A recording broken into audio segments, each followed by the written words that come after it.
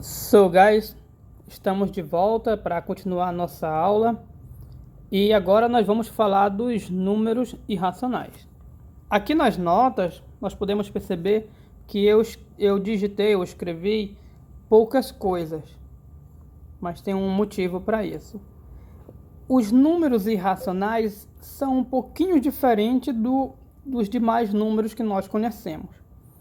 Se nós pararmos para lembrar, para forçar a nossa mente sobre o que a gente conhece dos números irracionais, você pode começar a pensar que se conhece muito pouco, começar a perceber, perdão.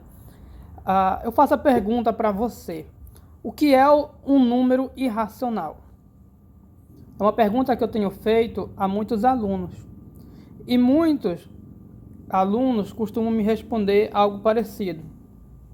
Quando lembra algo como ter infinitas casas decimais, um número que tem infinitas casas decimais. Porém, para ponto de vista de rigor matemático, essa definição ela requer algo mais. Ela é um pouco vaga, como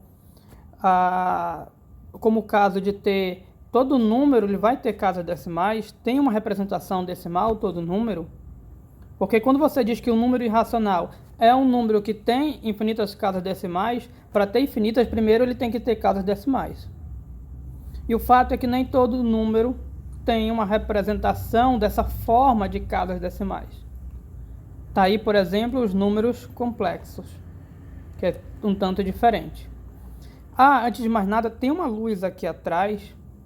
Ela talvez atrapalhe um pouco. Eu vou tentar cobrir ela com a minha cabeça.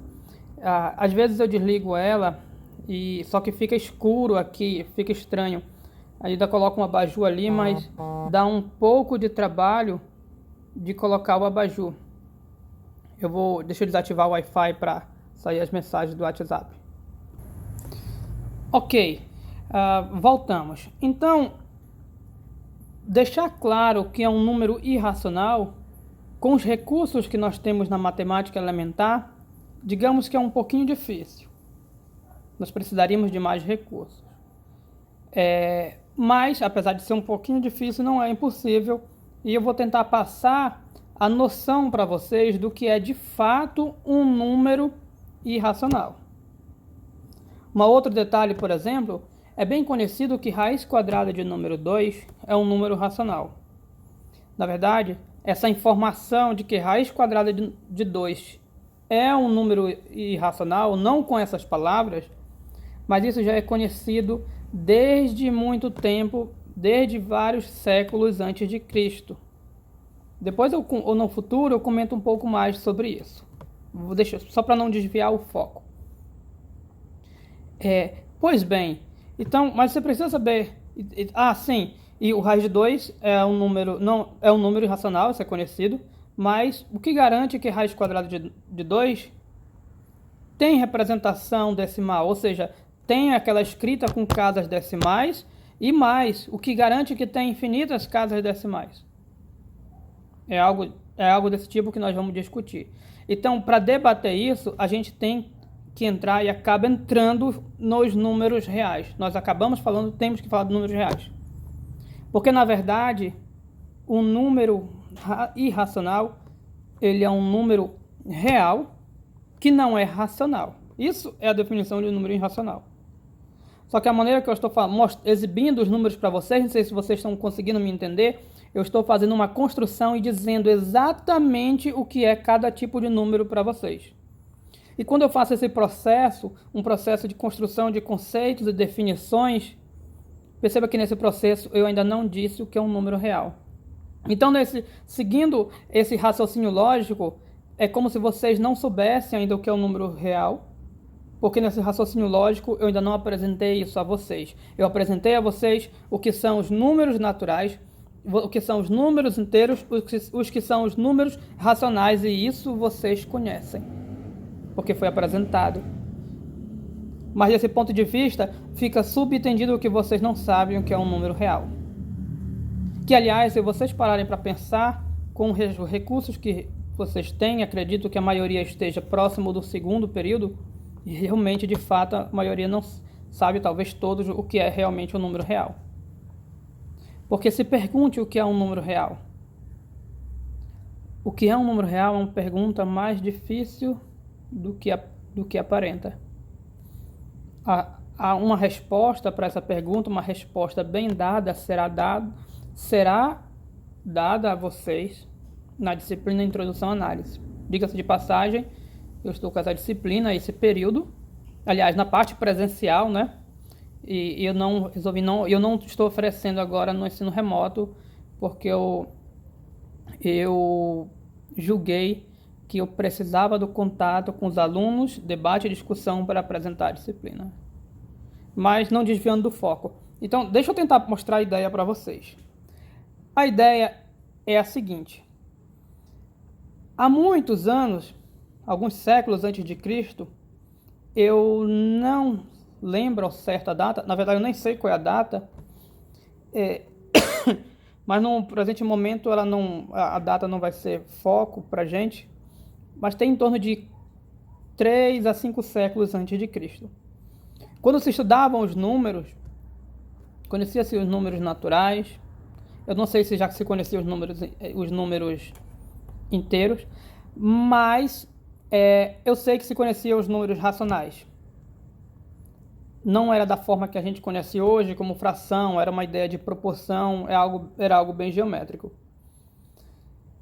Mas uma coisa que se sabia é que os números conhecidos eram representados em uma reta. Até porque, se a gente parar para pensar direitinho, uma reta pode ser vista como uma régua. Especialmente uma reta enumerada, com números, uma régua. Porque quando a gente vai medir um comprimento, nós pegamos uma régua para medir um comprimento, e a régua é um pedaço, se você olhar de um certo ponto de vista, a régua é um pedaço de uma reta, ou seja, um segmento.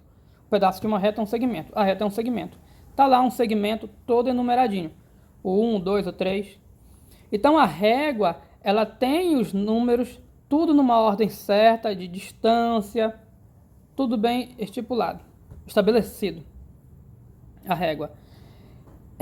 Aí a pergunta é a seguinte: com os números conhecidos hoje agora não é o hoje de hoje, é o hoje que eu me refiro a essa época que estávamos estudando antes de Cristo. A régua tem todos os números? Será que com a régua eu consigo medir qualquer coisa? Eu consigo criar qualquer medida com os números que eu conheço hoje em dia, e os números que se conheciam na época, em termos de decimais falando, eram os números decimais com casas decimais finitas.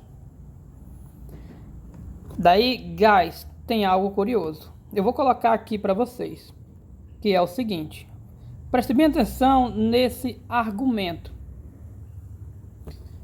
Eu acho que eu não coloquei o telefone, eu esqueci de colocar o telefone. Deixa eu tentar ajeitar na base de apoio. Acho que agora está certo. Pois bem. Vou colocar aqui. Imagine uma linha. Deixa eu apagar essa linha. Eu quero fazer de preto. Opa. Deixa eu apagar. Trocando a cor. Vermelho. Preto. Azul. Preto. Pois bem. Faço uma linha aqui. Tudo bem? Dessa linha eu vou... É uma reta? Uma reta? Vamos enumerá-la da forma como nós conhecemos. Como eu vou enumerar... Deixa eu tirar o formas. Eu vou indicar que aqui é o zero, nosso zero. E eu vou colocar aqui para ser o nosso 1. Então, se a gente pensar nessa reta como se fosse uma régua, por exemplo, daqui, cadê a setinha? Acho que eu tirei a setinha sem querer. Daqui até aqui, se fosse uma régua, seria a medida de 1 centímetro, digamos. Ou se fosse uma trena, ou poderia ser 1 metro, dependendo de uma polegada do 1 que você estiver considerando lá na trena. Se você olhar uma trena, tem vários 1s, mas não vem ao caso. Pois bem, isso aqui mede 1. Agora, olha que interessante. Bem aqui no 1, onde vocês estão vendo, aqui no 1, eu tirei o foco, tá, aqui no 1, eu vou subir uma linha com comprimento igual a 1 também. Vocês vão entender o que eu vou fazer. Ou seja, eu vou subir uma linha aqui, ó. Nós vamos supor que tenha comprimento 1. Ou seja, eu quero que esta linha... Perdão, eu me atrapalhei aqui. Eu quero que esta linha tenha o mesmo comprimento que essa. Aqui eu desenhei, parece que está menor, né? Parece que está menor. Mas vamos supor que esteja o mesmo tamanho, só para efeito. Ou então eu completo bem aqui. Completo, pronto. Vai ficar um pouquinho feio, mas está completo. Aqui, então, ou seja, daqui para cá mede 1. Deixa eu usar vermelho para ficar didático. Daqui para cá mede 1. Daqui para cá mede 1 também. Eu vou passar agora, eu vou ligar esse ponto aqui, vocês estão vendo a estrelinha se mexendo. A esse ponto aqui eu vou ligar uma linha. Não chegou a emendar não, mas a gente emenda aqui. Eu estico um pouquinho, não vai ficar legal. Aliás, não vai ficar bonitinho, mas pronto, tá feito. Veja o que eu fiz, olha a ideia. Eu construí um triângulo retângulo. Essa ideia, isso que eu estou fazendo foi uma ideia já feita, essa ideia foi feita há muitos anos. Agora perceba algo, esta linha em azul, que é a hipotenusa deste triângulo, ela tem uma medida. Qual medida? Quanto será que ela mede? Não sei, mas ela tem uma medida. Eu sei que isso mede 1, isso mede 1. Aí o que eu vou fazer? Lembre-se que essa linha eu estou encarando como se fosse uma régua, essa linha horizontal aqui. O pessoal chama de linha deitada. O termo técnico seria horizontal. O que eu vou fazer? Eu vou pegar esta linha azul e eu vou pegar ela e vou fazer assim, ó. Eu vou deitar essa linha. Vamos fazer isso. Então ela vem, eu vou trazê-la para cá. Eu vou fazer a trajetória, mais ou menos a trajetória dela, como se fosse ela deitando. Então esse pontilhado azul é a trajetória da ponta dela aqui, da ponta deitando. E vamos supor que ao deitar esta linha em azul, vamos supor que ela cai aqui. O que significa? Eu vou desenhar agora aqui. Opa! Eu vou fazer um desenho aqui por cima, tá? Vai sair um pouquinho torto. Não é só questão de apoio, não. Eu também não tenho uma boa coordenação motora. Então, esta linha azul deitada, ela tem o mesmo comprimento desta linha azul em pé, porque é como se eu tivesse pegado essa e deitado. Professor, tá parecendo um pouquinho maior. Não, mas aí é uma questão de perspectiva, né? Que tinha que sair perfeito. Pois bem, se isso aqui que está sendo mostrado pela seta representa uma régua, então bem nesse ponto aqui está a medida na régua correspondente ao comprimento desta linha. Ok? Aí é que vem. Então, quem é o ponto aqui? Quem é o ponto que está aqui? O ponto que está aqui é o mesmo número que representa o comprimento desta linha azul, que é o mesmo número que representa o comprimento desta linha azul. Ora, o comprimento desta linha azul eu vou chamar de x. Ora, pelo teorema de Pitágoras, esse x ao quadrado, que é uma hipotenusa, tem que ser igual à soma dos quadrados dos capetas de cada lado, dos catetos. Então, igual ao quê? Pelo teorema de Pitágoras, o quadrado desse cateto, esse cateto mede 1 ao quadrado é 1, mais o quadrado desse outro cateto, que é 1. Professor, eu não sei o que é cateto, eu não sei o que é hipotenusa. Não tem problema, meu filho. Todo triângulo que tem um ângulo reto, retinho, ó, não é assim torto, não, assim não é inclinado, não, reto, é chamado de triângulo reto-ângulo. ou seja, triângulo, retângulo. Todo triângulo tem um ângulo reto, retângulo. Ah, então que tem ângulo inclinado é inclinângulo? Pode ser. Retângulo. Por ser triângulo, tem 3 lados. Então, triângulo retângulo, dos 3 lados, eu vou mudar assim. Um é cateto. O outro, eu não vou baixar esse outro para ser cateto não, porque senão fica perigoso. O outro é cateto e o terceiro é hipotenusa. É hipotenusa, tá? Mas a gente chama de hipotenusa. Então, olhando para cá, o maior lado que é a hipotenusa é esse. Portanto, esse outro lado são os catetos. E o Teorema de Pitágoras, para quem não sabe, diz que tem até a música do Mamonas Assassinas. Eu não vou cantar porque eu sou fora de ritmo, mas o Teorema de Pitágoras diz que o quadrado do quê? Da hipotenusa é igual à soma dos quadrados de esse negócio aí. Eu pego um cateto, ponho ao quadrado, 1 ao quadrado é 1, pego outro cateto, coloco ao quadrado e capriche. Não vamos ficar decorando fórmula, né? E aí vai confundir a cabeça. Pois bem, o fato é que esse x ao quadrado que vocês estão vendo aí, ó, x ao quadrado, vai dar igual a quanto? Quanto? 1 mais 1, 2. 2. Tá aí meu 2, bonitão. O pessoal confundia com 4. Se x ao quadrado é igual a 2, x ao quadrado é igual a 2, o que eu faço agora? Ah, sim. Ora, se x ao quadrado é igual a 2, eu vou usar um argumento, mas eu não gosto de usar esse argumento porque não é para dizer que eu usei esse argumento, tá? No futuro a gente vai ver como é que faz direitinho, mas é como se fosse isso aqui. O quadrado elimina desse lado e passa para o outro lado como mais ou menos raiz quadrada. E eu vou usar só o mais, porque eu estou falando de medidas. Medidas sempre são positivas. Mas que deixe bem claro que para pular daqui para cá, vai ter uma explicação mais detalhada e uma explicação formal num conteúdo que a gente vai ver para frente. Moral da história. O número que está aqui na régua, que é de medida, ele é raiz quadrada de 2. E nos tempos da antiguidade, esse número aqui, já se tinha medo dele. Por quê? Porque nesse tempo conseguiram provar que era impossível, que ele não era um número racional. Ou seja, que ele não tinha uma representação decimal com casas finitas. Ou se tivesse infinitas, tinha que ser repetidas. Aquela parte dos racionais, não sei se vocês lembram. Vamos lembrar. Eu vou até voltar o PDF para vocês lembrarem direito.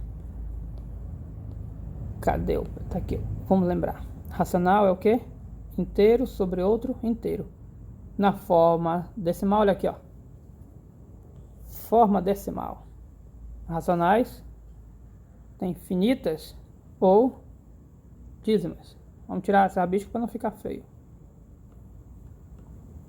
Racionais, em forma decimal, tem casas finitas ou dízimas. Então, se na época, quando descobriram isso, já se sabia que descobriram esse número, investigaram e viram que ele não é um número racional, perceberam uma coisa. Os números que nós temos hoje, que nós conhecemos hoje, que são os racionais, tá? Eles não preenchem a régua toda.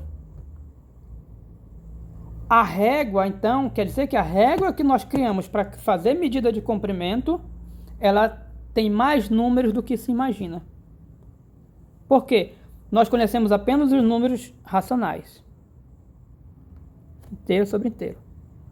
E eu estou usando esses números para fazer medidas. Eu quero medir comprimento, eu quero medir o comprimento de uma pessoa, eu quero medir o comprimento de um pé. Eu vou pegar uma trena e vou medir um terreno. Tudo bem que a minha trena não vai mostrar minhas casas decimais, porque ia ser difícil de fazer, né? Ia ser impossível, na verdade. Mas na imaginação a gente sabe. O que se imaginava na época, então, é que a régua, toda a parte da régua, é o que se imaginava, contemplava todos os números racionais, que são os números de casas decimais, etc. Com essa descoberta, essa aqui, ó, com essa descoberta, acabamos de perceber algo. Os números racionais não são suficientes para preencher a reta. Não são. Ou seja, faltam números. Faltam números. Que números são esses que faltam? Eu vou dar uma olhada no tempo do vídeo, eu estou preocupado, porque quando o vídeo fica grande, fica ruim de fazer o upload, de vocês fazerem download e etc. Pronto, voltei. Já está longo o vídeo, mas eu tenho que concluir o pensamento. Então, what numbers? Que números são esses? Ok, a partir daí descobriram que existia mais números que não era estudado. Então passaram a dar um nome.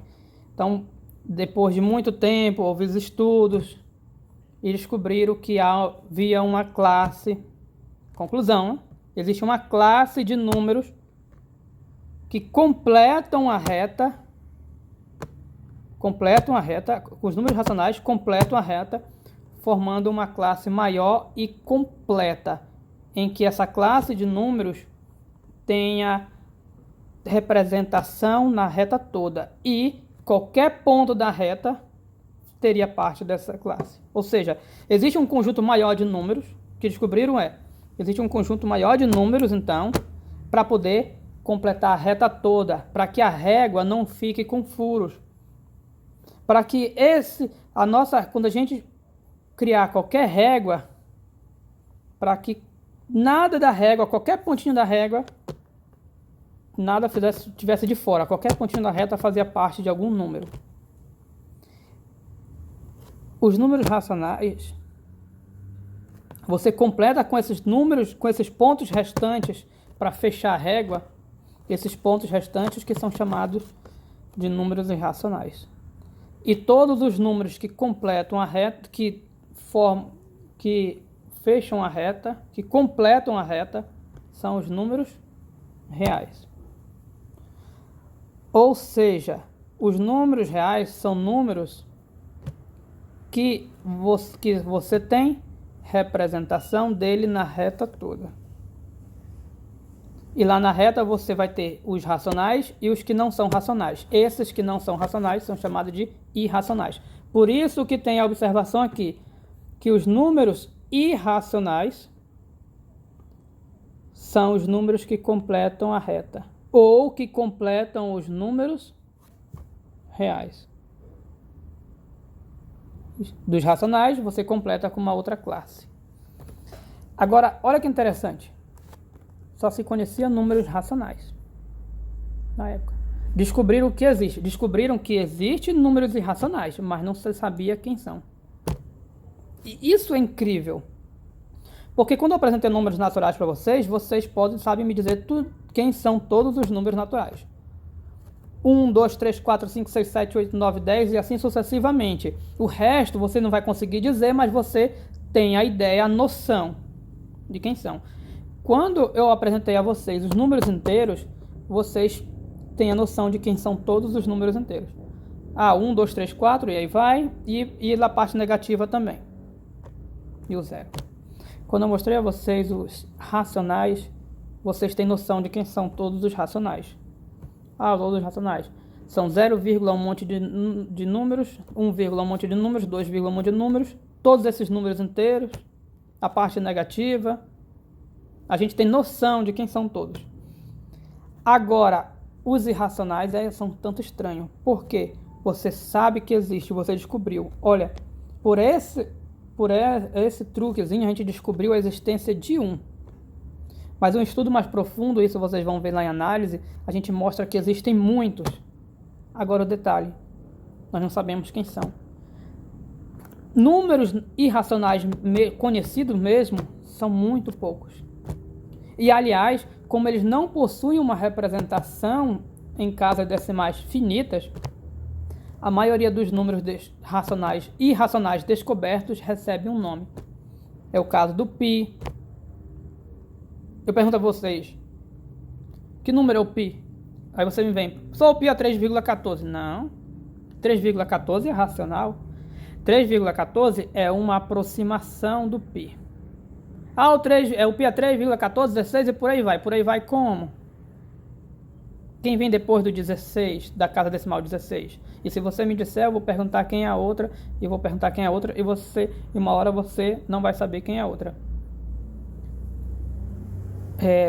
No Guinness Book tem registrado uma quantidade, eu não lembro certo, máxima de algumas bilhões de casas do π que foram descobertas. Mas após isso não se sabe a próxima. Porque não tem como saber, não tem uma regra, né? Por isso que não tem como escrever de completo, não tem como escrever os números irracionais. Então a gente tem que dar batismo, a menos que eles tenham alguma outra forma, como o caso da raiz de 2, tem uma forma de escrita, raiz quadrada de número 2, que aliás, raiz quadrada de número 2 tem um significado, só não vou falar agora. Então, propriamente, isso aqui na verdade é uma maneira de se escrever o número irracional, justamente porque não tem como a gente representá-lo pela forma racional. E a gente vai descobrir, no futuro eu vou dizer qual é o significado de raiz quadrada de um número. Só raiz quadrada de um número tem um significado? Como assim? Tem, gente. Raiz quadrada é para representar um número em determinada situação. Guys, tem muita coisa para falar dos números irracionais. Muita, porque eles são muito estranhos. E olha o que mais incrível. Apesar de eles serem a maioria desconhecidos, foram descobertos depois, uma coisa incrível, e vocês só vão poder comprovar na disciplina análise. Existe mas muito, muito mais números irracionais, que são justamente os números que nós não conhecemos, do que racionais. Isso é incrível. Imagine como é que se descobre que existe mais uma coisa que não se conhece do que o que se conhece. Imagine, quem são os números irracionais? Me diga quem são. Eu não sei. Mas eu sei uma coisa, que tem mais do que aqueles que eu conheço, os racionais, que eu sei quem são os racionais. E como é que você sabe, se você nem conhece eles, se nem conhece os irracionais, como é que você sabe disso? Isso é uma das maravilhas da matemática, que é de provar as coisas. Até mesmo o desconhecido você consegue entender ele, compreender, arrancar propriedades. Ok, eu não vou estender essa parte de números irracionais. Tem muitos, senão eu ia ficar a aula toda falando. E acredito que deu para ter uma noção, nós podemos começar os números reais. Então vai vir a parte 4 no próximo vídeo. Por enquanto é só. Thank you for watching.